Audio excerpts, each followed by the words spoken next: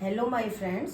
आज हम हमारे 9th क्लास के स्टूडेंट्स के लिए एक टॉपिक लेकर आ रहे हैं और उस टॉपिक का नाम है change of state of matter. पिछले वीडियो में हमने मैटर क्या है, मैटर की कितने स्टेट्स हैं, ये सब पढ़ लिया था। तो मैटर की 3 स्टेट्स होती हैं, solid, liquid and gas. Solid, liquid and gas. तो ये जो 3 स्टेट्स हैं, इनमें कैसे चेंज होता है वो हम आज पढ़ेंगे।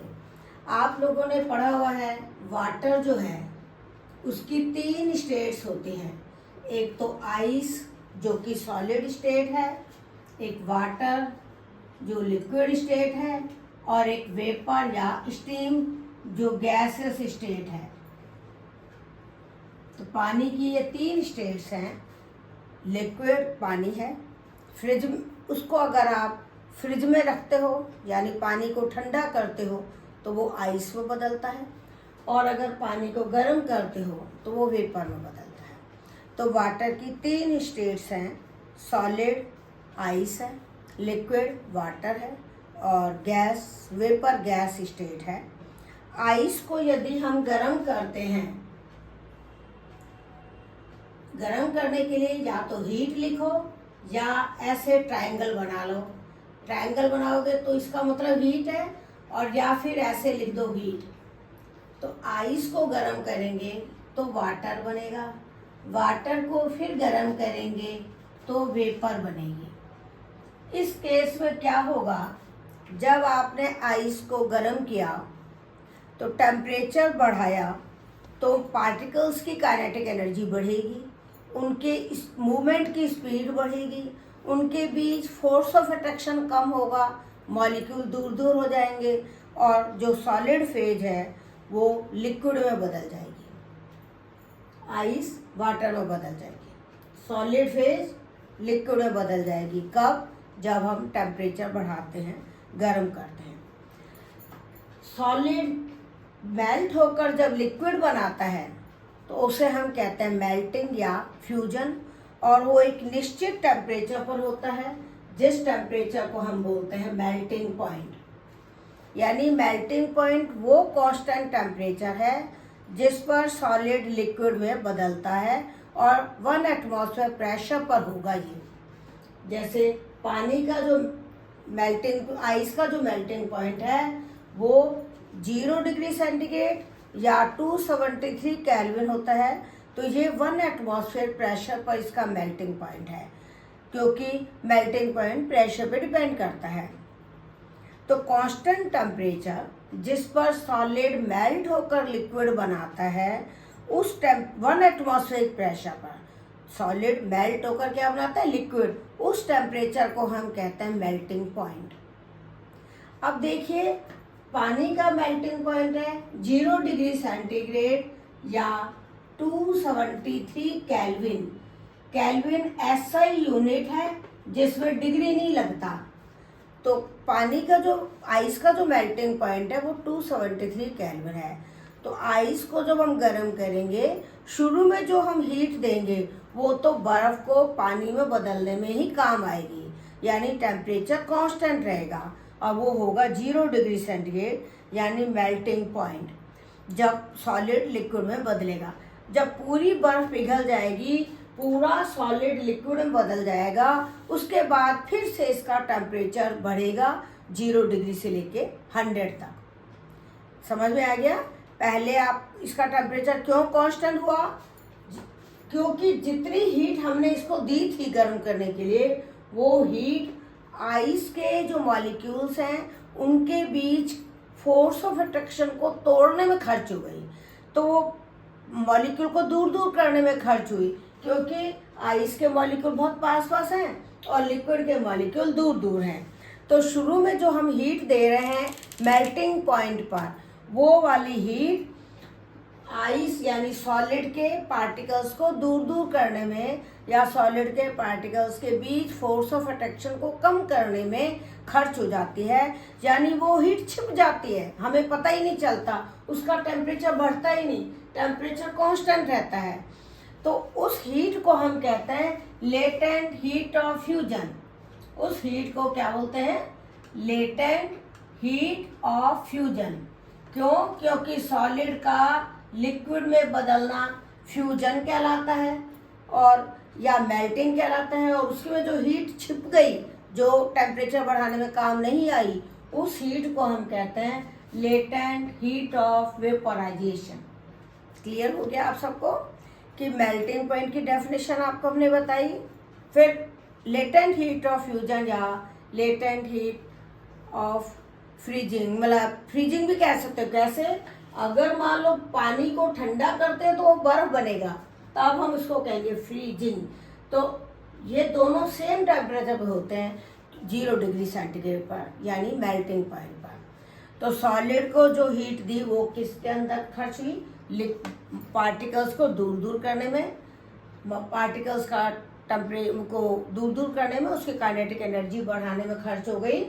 तो इसी हीट को कहते हैं लेटेंट हीट ऑफ फ्यूजन। यानी 1 किलोग्राम सॉलिड को मेल्टिंग पॉइंट पर 1 एटमॉस्फेयर प्रेशर पर लिक्विड में बदलने के लिए जितनी हीट चाहिए उसको हम कहते हैं लेटेंट हीट ऑफ फ्यूजन। तो पानी जो है 0 डिग्री सेंटीग्रेड पे आपके पास पानी भी है और 0 डिग्री सेंटीग्रेड पे बर्फ भी है। अगर कोई पूछे कि 0 डिग्री वाली आइस और 0 डिग्री वाला वाटर, इनमें से किसके पास ज़्यादा एनर्जी है, तो आप बताएंगे 0 डिग्री वाले वाटर के पास ज़्यादा एनर्जी है बजाय 0 डिग्री सेंटीग्रेड वाले बर्फ़ के। टेम्परेचर दोनों का सेम है, बर्फ़ का भी और पानी का भी। 0 डिग्री सेंटीग्रेड पर बर्फ़ है, 0 डिग्री सेंटीग्रेड पर ही पानी है। दोनों का टेम्परेचर सेम है, लेकिन पार्टिकल्स की काइनेटिक एनर्जी इसकी ज़्यादा है, पानी की। तो पानी के पास ज़्यादा एनर्जी है। टेम्परेचर बढ़ाते हैं तो हमने क्या बताया? काइनेटिक एनर्जी ऑफ पार्टिकल बढ़ेगी, मूवमेंट ऑफ स्पीड, स्पीड की जो वो पार्टिकल्स के मूवमेंट की जो स्पीड है वो बढ़ेगी, पार्टिकल दूर दूर हो जाएंगे, पार्टिकल्स के बीच की डिस्टेंस बढ़ेगी। इसीलिए सॉलिड किस में बदलेगा? लिक्विड में। अब यदि हमने इस लिक्विड को जो 0 डिग्री सेंटीग्रेड पे बना, पानी जो 0 डिग्री सेंटीग्रेड पे बना, इस पानी को हम और हीट करते हैं। आप एक भगोनी में बर्फ़ के टुकड़े डाल लेना, उसको गर्म करना, पहले बर्फ़ पिघलेगी और उसके अंदर अगर तुम थर्मामीटर लगा के रखोगे तो टेम्परेचर 0 डिग्री ही रहेगा। फिर जब पूरी बर्फ़ पिघल जाएगी, पूरा पानी बन जाएगा 0 डिग्री का, उसके बाद फिर पानी का टेम्परेचर बढ़ना शुरू होगा। ये आप घर पर भी देख सकते हो। फिर 0 डिग्री वाला पानी जो है, इसको जब आप गर्म करोगे, धीरे धीरे क्या होगा? गर्म करने से पानी के जो मॉलिक्यूल्स हैं वो फिर दूर दूर होना शुरू हो जाएंगे, उनकी काइनेटिक एनर्जी बढ़ेगी, उनके बीच फोर्स ऑफ अट्रैक्शन कम होगा। वो पानी फिर 100 डिग्री सेंटीग्रेड पर, क्योंकि बॉइलिंग पॉइंट कितना होता है? 100 डिग्री सेंटीग्रेड, जिसको केल्विन में लिखते हैं 373 केल्विन। तो बॉइलिंग पॉइंट यानी 100 डिग्री सेंटीग्रेड पर 1 एटमॉस्फेरिक प्रेशर पर लिक्विड वाटर वेपर में बदलता है। इस समय भी देखें, जब पानी वेपर में बदलना शुरू होगा, बॉईल होना शुरू होगा, जिसको हम कहते हैं बॉइलिंग, बुलबुले निकलने शुरू होंगे भगोनी में। जब आप पानी को गर्म कर रहे होगे तो पानी में से बुलबुले निकलेंगे, तो उस केस में हम इसको कहेंगे बॉइलिंग। तो जब बॉइलिंग होगी, लिक्विड बॉईल होगा या लिक्विड वेपर में बदलेगा, तो अगेन टेम्परेचर कांस्टेंट हो जाएगा, 100 डिग्री रहेगा। कब तक? जब तक पूरा पानी वेपर में नहीं बदल जाता, पूरा लिक्विड वेपर में नहीं बदल जाता। तो वो जो हीट हमने गर्म करने के लिए दी, वो हीट अंदर पार्टिकल्स के में स्टोर हो गई, इसीलिए वो छिप गई, हमें पता ही नहीं चल रहा, क्योंकि इससे टेम्परेचर ही नहीं बढ़ रहा, टेम्परेचर कांस्टेंट हो गया। तो उस कांस्टेंट टेम्परेचर को तो हम कह रहे हैं बॉइलिंग पॉइंट, जिस पर जो कि 1 एटमॉस्फेरिक प्रेशर पर पानी का बॉइलिंग पॉइंट इतना है 373 केल्विन। और पानी और वेपर, पानी का वेपर प्रेशर 1 एटमॉस्फेयर प्रेशर के बराबर है इस केस में, जब 100 डिग्री टेम्परेचर हुआ। तो उस समय जो हमने हीट दी वो पानी को वेपर में बदलने में खर्च हो गई, पानी के मॉलिक्यूल्स को दूर दूर करने में खर्च हो गई, पानी के मॉलिक्यूल्स के बीच फोर्स ऑफ अट्रैक्शन को कम करने में खर्च हो गई, उस हीट को कहते हैं latent heat of vaporisation. Latent heat of vaporisation यानी वेपर में बदलने के लिए हीट है ये। इसकी डेफिनेशन क्या दोगे? 1 किलोग्राम पानी को, 1 किलोग्राम वाटर को उसके बॉइलिंग पॉइंट पर 1 एटमॉस्फेरिक प्रेशर पर वेपर में बदलने के लिए जितनी हीट रिक्वायर्ड है, जो वाटर के अंदर छिपी रहती है, जिससे टेम्परेचर नहीं बढ़ रहा, उस हीट को कहते हैं लेटेंट हीट ऑफ वेपराइजेशन। अब आप देखिए एक इम्पॉर्टेंट पॉइंट है कि जो वेपर है ना वाटर की, जिसको हम स्टीम भी कहते हैं, वाटर की जो वेपर फेज है उसको क्या कहते हैं? स्टीम। तो ये जो वाटर की स्टीम बनी, उस स्टीम के पास ज़्यादा एनर्जी है बजाय वाटर के। अगर आपने 100 डिग्री का वाटर लिया, 100 डिग्री की स्टीम ली, कोई पूछेगा किसमें ज़्यादा एनर्जी है, तो आप लिखोगे स्टीम में ज़्यादा एनर्जी है। क्यों? क्योंकि उसके अंदर लेटेंट हीट ऑफ वेपराइजेशन छिपी हुई है, स्टोर्ड है। तो due to latent heat of vaporisation steam has more energy than water at same temperature. यानी 100 डिग्री वाले वाटर की बजाय स्टीम के पास ज़्यादा एनर्जी है। इसीलिए अगर आपके हाथ पर एक तरफ तो स्टीम लगाएं, एक तरफ पानी 100 डिग्री वाला पानी लगाएं, तो स्टीम ज़्यादा बर्न करेगी बजाय पानी के। ये भी एक क्वेश्चन आता है आपके 9th क्लास में कि स्टीम सीवियर बर्न क्यों करती है 100 डिग्री वाले वाटर की अपेक्षा। तो आप लिखोगे 100 डिग्री वाले वाटर की अपेक्षा 100 डिग्री पर स्टीम के पार्टिकल्स के पास काइनेटिक एनर्जी ज़्यादा होती है due to latent heat of vaporisation, इसलिए वो ज़्यादा बर्न करता है।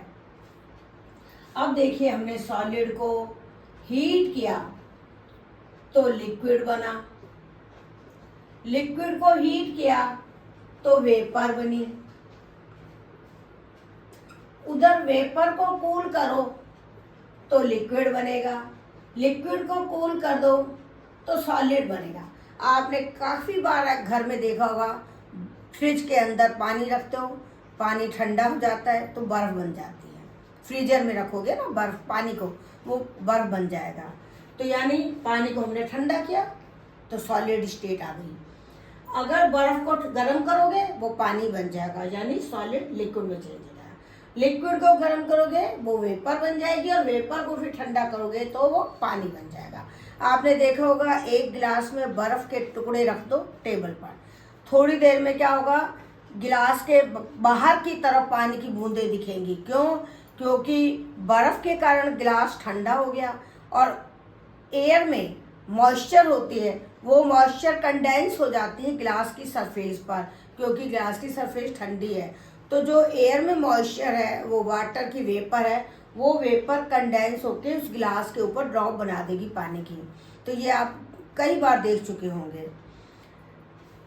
अब एक और पॉइंट है कि अगर कुछ सॉलिड ऐसे हैं जिनको हमने गर्म किया तो वो लिक्विड में तो बदले ही नहीं, बिना लिक्विड में बदला सीधे गैस में बदल जाता है, और गैस को ठंडा करते हैं तो बिना लिक्विड में बदले सीधे सॉलिड में बदल जाता है।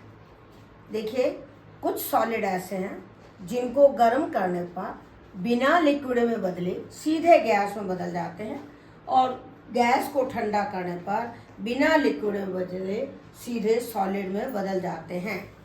इसको हम कहते हैं सब्लिमेशन। क्या बोलते हैं इसको? सब्लिमेशन। और जो सॉलिड ऐसा करते हैं वो कहलाते हैं सब्लिमेटरी कंपाउंड्स, जिनके एग्जाम्पल हैं आयोडीन, अमोनियम क्लोराइड, नेप्थलीन। क्या क्या एग्जाम्पल आप ले सकते हो? Iodine, ammonium chloride, naphthalene balls, जो ऊनी कपड़ों के अंदर हम वाइट बॉल्स रखते हैं, वो नेप्थलीन बॉल्स।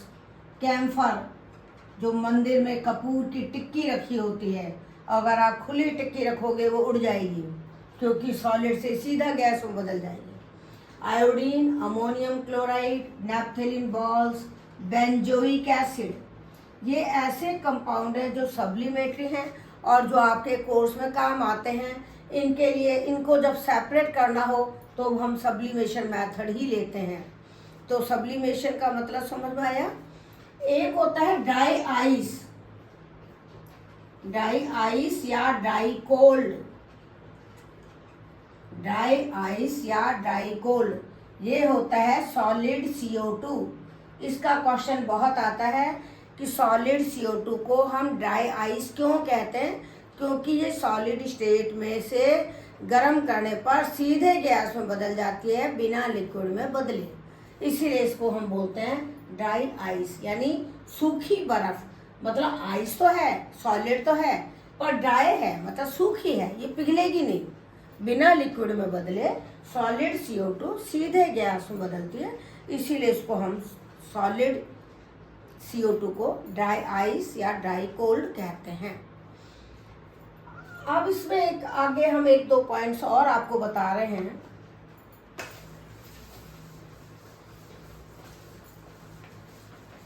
आपने देखा होगा हॉस्पिटल में सिलेंडर के अंदर ऑक्सीजन गैस होती है, तो सिलेंडर के अंदर ऑक्सीजन गैस को लिक्विड के रूप में भरते हैं। क्यों? क्योंकि ऑक्सीजन गैस है, उसके ऊपर अपन हाई प्रेशर अप्लाई करते हैं, तो हाई प्रेशर से मॉलिक्यूल पास आ जाते हैं, उनकी काइनेटिक एनर्जी कम हो जाती है, तो वो गैस लिक्विड में बदल जाती है।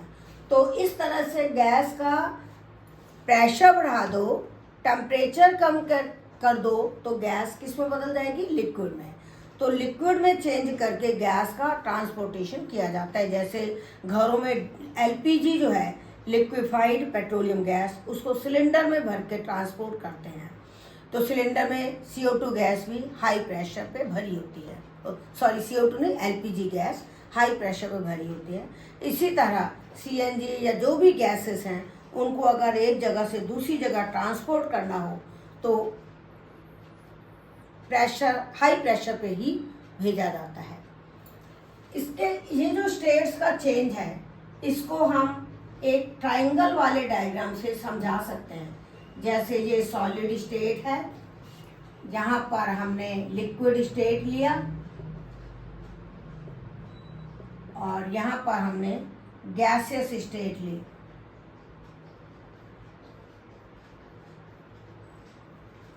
सॉलिड को गर्म करोगे तो वो लिक्विड बनेगा, जिसको कहते हैं मेल्टिंग या फ्यूजन। सॉलिड से लिक्विड बनने को फ्यूजन या मेल्टिंग कहते हैं। और लिक्विड को ठंडा करोगे, सॉलिड बनेगा, इसको कहते हैं सॉलिडिफिकेशन। सॉलिडिफिकेशन, लिक्विड से सॉलिड बनना, या फ्रीजिंग, जमना, हिंदी में इसको बोलते हैं जमना, फ्रीजिंग। तो सॉलिड से लिक्विड बनना हो गया मेल्टिंग या फ्यूजन, लिक्विड से सॉलिड बनना हो गया सॉलिडिफिकेशन या फ्रीजिंग। लिक्विड को गर्म करके गैस बनाना, ये कहलाता है वेपोराइजेशन। लिक्विड से गैस बनना क्या कहलाता है? वेपोराइजेशन। और गैस से लिक्विड बनना कहलाता है कंडेंसेशन। कंडेंसेशन, देखिए, लिक्विड से गैस बनना हुआ वेपोराइजेशन, गैस से लिक्विड बनना हुआ कंडेंसेशन। सॉलिड से सीधा गैस बनना सब्लिमेशन, जो हमने अभी बताया था, बिना लिक्विड में बदले सीधे गैस बनना। और गैस का सीधे सॉलिड में बदलना, ये भी सब्लिमेशन है। तो ये है चेंज ऑफ स्टेट। और कैसे किया? टेम्परेचर चेंज करके। और गैस के लिए हम प्रेशर का भी लेंगे। सॉलिड और लिक्विड के ऊपर प्रेशर का इफेक्ट नहीं होता, क्योंकि हमने आपको इस चैप्टर के फर्स्ट वीडियो में बताया था कि सॉलिड एंड लिक्विड आर अनकम्प्रेसिबल, मतलब कंप्रेस होते ही नहीं है, जबकि गैस इज हाईली कंप्रेसिबल। क्यों? क्योंकि गैस के पार्टिकल्स तो बहुत दूर दूर हैं, उनको तो अपन पास ला सकते हैं प्रेशर बढ़ाकर, तो वो तो कंप्रेस हो जाएगी, लेकिन सॉलिड और लिक्विड कंप्रेस नहीं होते। तो इसीलिए गैस के लिए तो आप प्रेशर भी लोगे, बाकी सॉलिड लिक्विड के लिए आप केवल टेम्परेचर लोगे। इसके बाद हम आपको एक बहुत इंपॉर्टेंट पॉइंट बता रहे हैं कि वेपर किसे कहेंगे और गैस किसे कहेंगे। वेपर में और गैस में क्या डिफरेंस है। देखिए, कुछ एलिमेंट्स ऐसे हैं जैसे hydrogen, nitrogen, oxygen, helium, argon, krypton, xenon, radon, ये रूम टेम्परेचर पर गैस है। क्लोरीन, ये रूम टेम्परेचर पर गैस है, गैस एट रूम टेम्परेचर। तो इनको तो हम गैस ही कहेंगे, ये गैसेस स्टेट है, उसको गैस ही बोलेंगे। लेकिन पानी की जो गैसेस स्टेट है, पानी की जो गैसेस स्टेट है, गैसेस स्टेट ऑफ वाटर, उसको हम कहेंगे वेपर। वाटर की जो गैसेस स्टेट है उसको हम वेपर कहेंगे। यानी क्योंकि वाटर जो था वो रूम टेम्परेचर पे तो लिक्विड है, तो जो रूम टेम्परेचर पे लिक्विड है या रूम टेम्परेचर पे सॉलिड है, उनकी गैसेस स्टेट को तो हम कहेंगे वेपर। लेकिन जो रूम टेम्परेचर पे गैसेस हैं उनको हम गैसेस ही कहेंगे। तो ये हमने आपको गैस कब बोलना है, वेपर कब बोलना है, ये आपको डिफरेंस बता दिया। और डोमेस्टिक जो सिलेंडर है उसमें एलपीजी गैस होती है, लिक्विफाइड पेट्रोलियम गैस, जो ब्यूटेन और प्रोपेन का मिक्सचर है। सीएनजी कंप्रेस्ड नेचुरल गैस है, जो मीथेन है। ऑक्सीजन गैस के सिलेंडर में ऑक्सीजन गैस होती है। तो ये आज हमने आपको चेंज ऑफ स्टेट समझाया। हमने हमारी तरफ से पूरी कोशिश की है कि बच्चों को क्लियर हो जाए। अगर आपको कोई डाउट हो किसी भी तरह का तो आप कमेंट में लिखना। कोई टॉपिक यदि आपको क्लियर नहीं हुआ तो भी आप कमेंट में लिखना। किसी टॉपिक को अगर आप दोबारा समझना चाहते हो तो आप मुझसे कमेंट में पूछ सकते हो। और यदि आपको ये मेरा चैनल पसंद आ रहा है तो आप मेरे वीडियो को लाइक करें, शेयर करें। चैनल अगर और वीडियो भी देखना चाहते हो तो चैनल को सब्सक्राइब करें। धन्यवाद।